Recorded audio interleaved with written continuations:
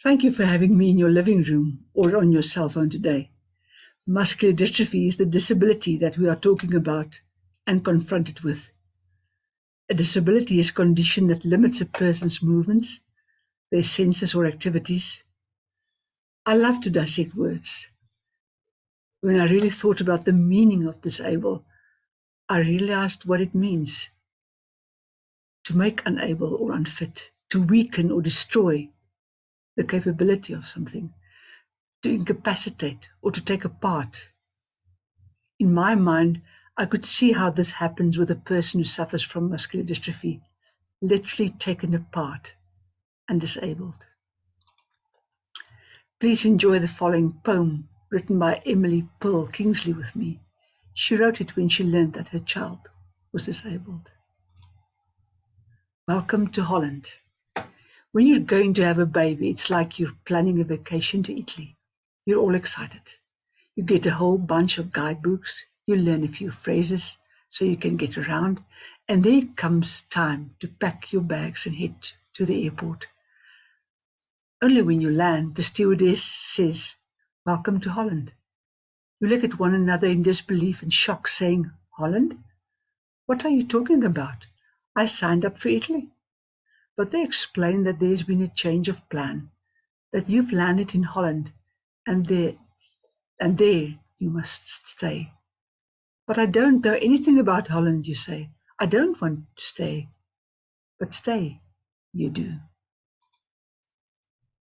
You go out and buy some new guidebooks, you learn some new phrases, and you meet new people you never knew existed. The important thing is that you are not in a bad place filled with despair. You're simply in a different place than you had planned. It's slower paced than Italy, less flashy than Italy. But after you've been there a little while and you have had a chance to catch your breath, you begin to discover that Holland has windmills, Holland has tulips, Holland has Rembrandts. But everybody else you know is busy coming and going from Italy. They're all bragging about what a great time they had there. And for the rest of your life, you'll say, "Yes, that's what I had planned." The pain of that will never go away. You have to accept that. Because the loss of that dream, the loss of that plan, is a very, very significant loss. But if you spend your life mourning the fact that you didn't get to go to Italy, you'll never be free to enjoy the very special, the very lovely things about Holland. Sadly, in the households of the majority of us attending today's webinar, muscle dystrophy is alive and well. To me, muscle dystrophy is more than a disease and more than a disability. It is an extreme and ongoing loss, and mostly it is the loss of a dream. We all know how loss feels, but let us quickly reflect and refresh on the theory of loss. I would like to share the following diagram with you. Interestingly enough, I never knew that there was a difference between loss, grief, and mourning. I was always under the impression that they were synonyms. But lately I've learned that there is a difference between them. Loss is the fact or process of losing someone or something of value. It is also the radical change of a situation and having to adapt to a new one. When we look at this diagram, you'll see that when loss happens, two things sprouts from it: grief and mourning. Grief is an internal process. It can change over time. It includes acute phases.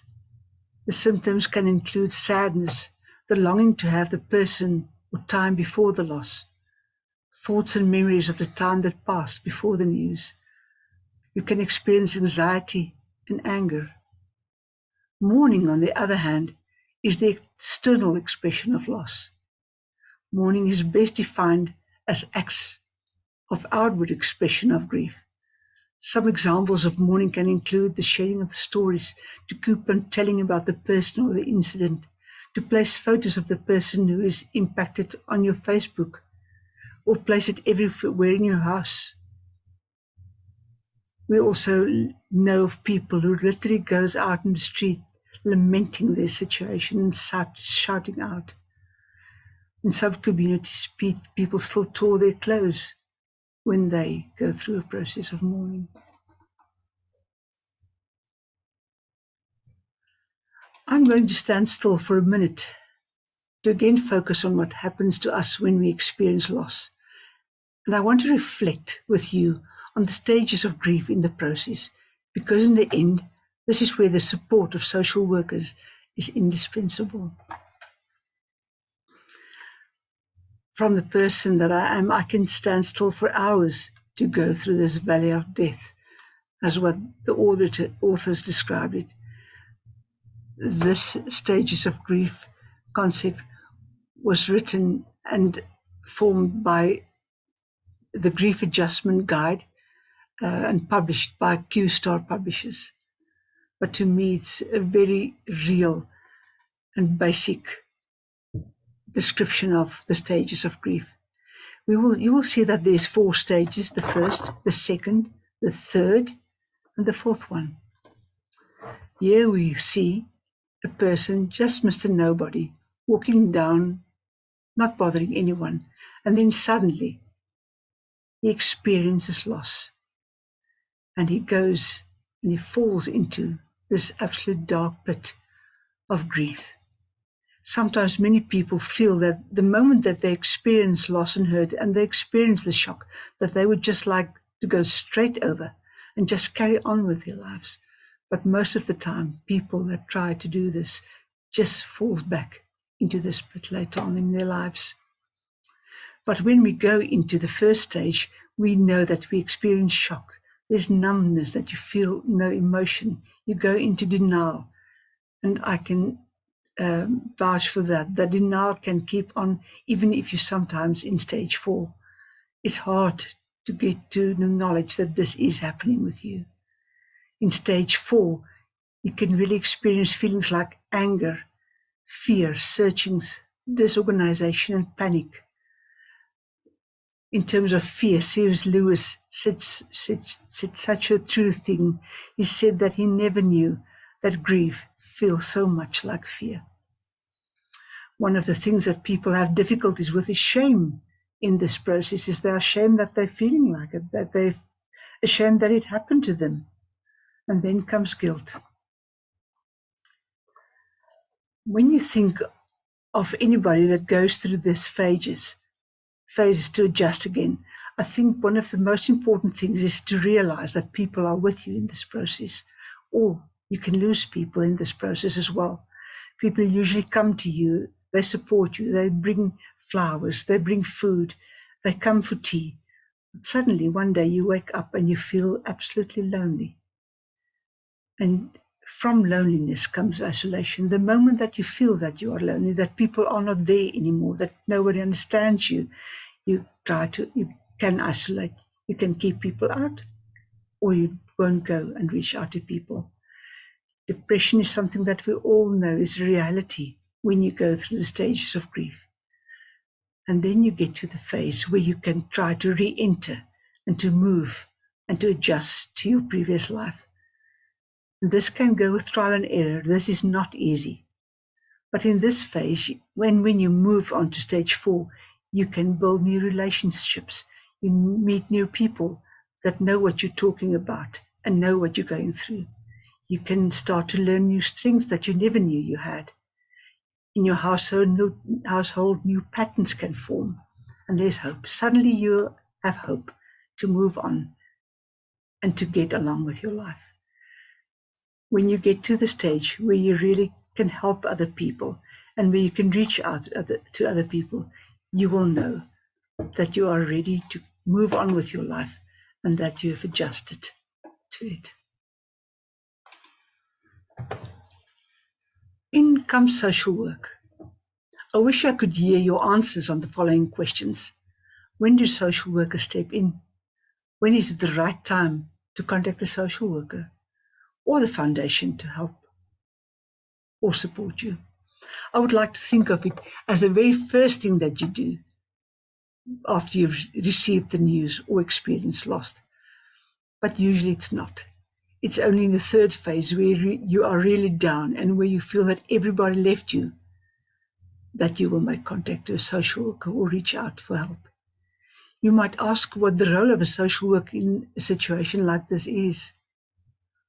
One usually thinks social workers are only there to take children from their homes and place them in orphanages. Let us reflect on the role and value of social workers who work with a person or families who lives with muscular dystrophy.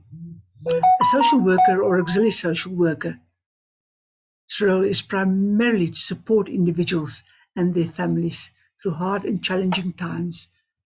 Their role is to help improve the outcome of people's lives. Remember, there where you've adjusted after you went through the valley of death, that is to get you there and to improve that outcome. They have to maintain professional relationships and act as a guide and advocate for you. The service of a social worker includes the following. Social workers who are involved in care or work with people who are disabled must have the character, the knowledge and skills to do their jobs well, which means they have to focus on the goals and needs of you, the patient, and you, the families, and of the caregivers. The Muscular Dystrophy Foundation in this context focuses on emotional support to members and their families, the support to members with equipment. And sometimes that is quite difficult because of financial situations, but we still, even this time, can support our members with that. We are there to educate families and the community about this disease, and we do awareness programs in communities and in schools. In this regard, the social workers and auxiliary social workers are invaluable. There are some key services social workers can also provide. They provide counseling for everyone who is involved. They can give psychosocial education regarding coping skills. They can link you up with other organizations, resources, and providers of services. They can and should do community education and workshops. They can assist and support with planning and care coordination. The facilitation of caregiver support and advanced care can be done. They can do crisis intervention. They can give advice on matters like medical benefits and finances. Participation in interdisciplinary team meetings can be done. They can be an advocate for you. They can be there for conflict mediation. They can address safety issues on the environment, and concerns regarding potential neglect and abuse can be done by them. This might sound very funny, but it's often that we find that people who are disabled also get neglected severely. Well, if this wasn't enough for you, you can go out to the website Very Well Health about the roles and expectations of social workers working with disabled people. And that I can share with you sounded quite angelic to me, the skills and the abilities that social workers have to have. There are, however, 3 techniques or activities that I would recommend to you and the social worker that supports you to try and do. It is practical and makes sense even to me. It is something that can make you feel grounded when you do those exercises. The first is talk therapy. Usually say that women loves to talk, but I think in terms when you are in grief or in experience loss, you have to make sure that you talk. People in the midst of grief needs to talk with other people. They have to speak with a social worker, a counselor, or a therapist. In talk therapy, clients can explore the nuances of their grieving processes. They can discuss the contradictory feelings. I wish this happened, or why didn't this happen, or why should this happen? I did all I could, or did I do all that I could?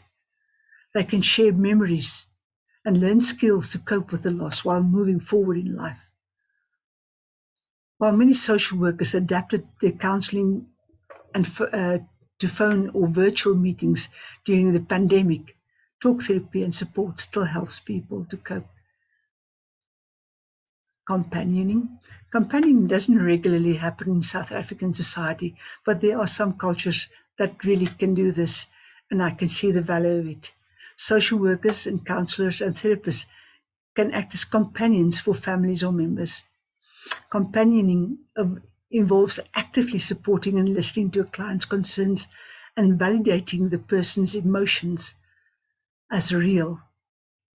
Companioning also involves helping grieving clients organize and prioritize their day-to-day tasks and establish new routines. During the pandemic, companioning may not be safe or possible. You can't be physically with a person all the time and go through their day with them as well as expected. Yet some social workers have adapted companioning models for video chat. The last thing that you really can try to do in your family and with the guide of your social worker is rituals. A common response to loss is a feeling that the world is out of control. Rituals can be crucial helping you through the grieving process. When people think of loss rituals, they might think of public displays such as changing your Facebook status or hanging a banner of muscular dystrophy in front of your house.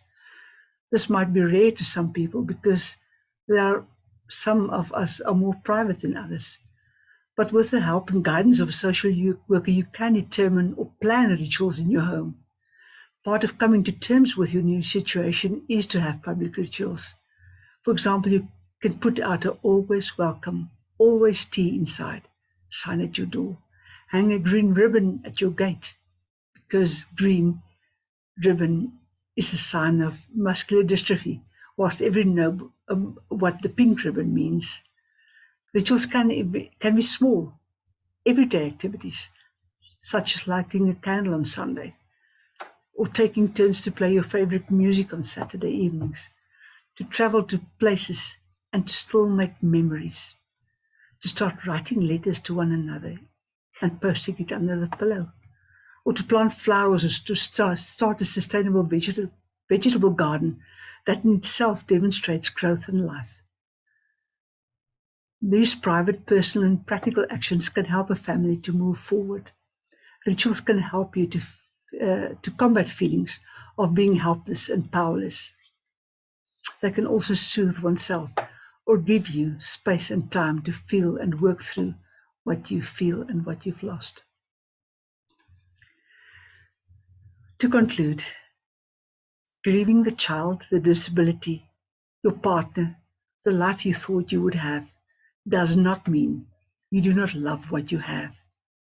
It is difficult to adapt, but you are in Holland, and you will stay in Holland. Making use of social work services does not mean you are an incompetent partner or parent. It shows that you are serious to adapt and that you want to enjoy the tulips and wimbles around you.